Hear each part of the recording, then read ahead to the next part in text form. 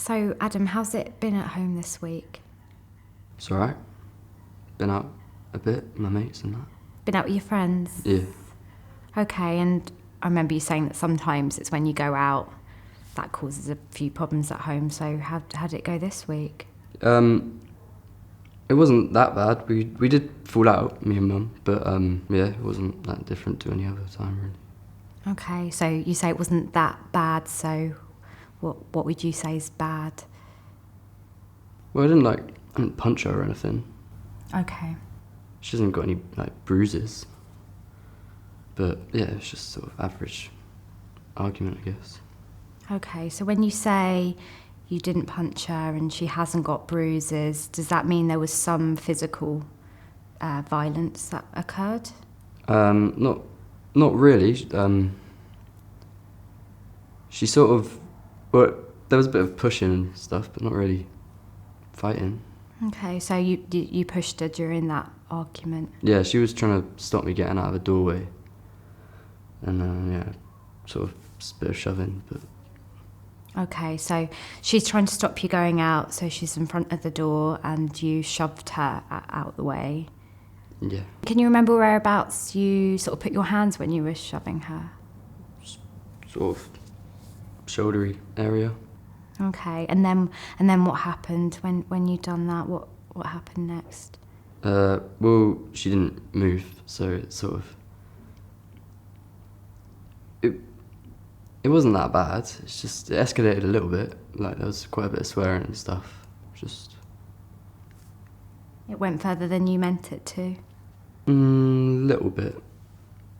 It went a bit. Yeah. But, yeah, it wasn't like... I wouldn't say it was like abuse. I wouldn't say that. I wouldn't say it was like a fight. But I'd say argument. Okay, so it was an argument that went a bit further than you meant it to. And it sounds like it's quite hard for you to sort of think about and talk about. A little bit, I guess, yeah. How do you feel when you think about it? Well, I sort of... If she hadn't been trying to stop me, then nothing would have happened. So I probably shouldn't have pushed her, but I don't really think I'm in the wrong. Okay, so you regret pushing her, but you think it could have been prevented? Yeah. So how could that situation have gone differently? If she just let me go out. Why is it that she was really reluctant for you to go out? Because she thought I was going to go out and get high or something, or drink or something. Okay. And was that like a reasonable thing for her to worry about, or was that not at all what was going to happen? Yeah, but I don't think that was an issue. Like, it wasn't like a school night. I wasn't going to go out and go to school hanging the next day. So I think she should have just let me, and then there wouldn't have been any argument at all. Okay, so you were going to go out and drink and smoke, but what you were thinking is that doesn't matter so much because I'm not going to go to school the next day. Okay, so Adam, it sounds like you really regret what happened this week. Have you got any thoughts about how you might do things differently if it happens again next week? Yeah, I think it would really help if I was better at recognising the signs that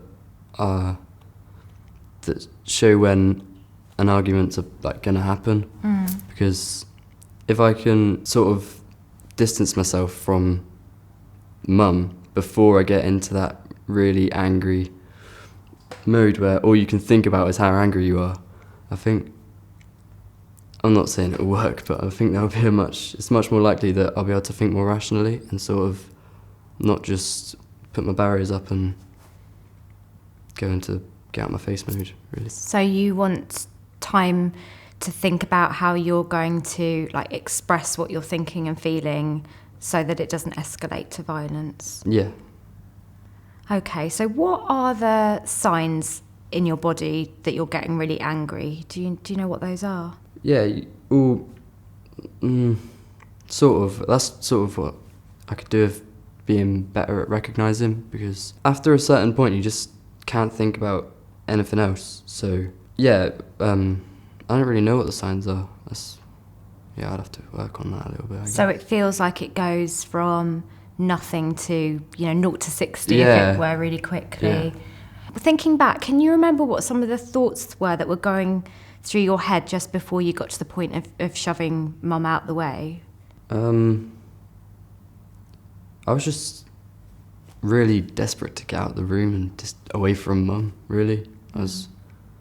And like, normally I wouldn't shove someone out the way, but it's built up over the whole argument, over all the, like, been swearing at each other for a little while, and there's a bit of screaming and door slamming and stuff, and after a while you just want it to be over, so you do things that you wouldn't necessarily do if you weren't that angry. Okay. So you felt quite trapped, Yeah. like claustrophobic, wanted to get out. Yeah. So you said you wouldn't normally shove people out the way. So what's different with other people? It's not other people, it's more sort of me. Like, I'm not really a pushy person, like literally a pushy person. I'm not really that aggressive. But after a while of being that angry with one person and being sat in a room with them and having them shout at you and you shout at them, you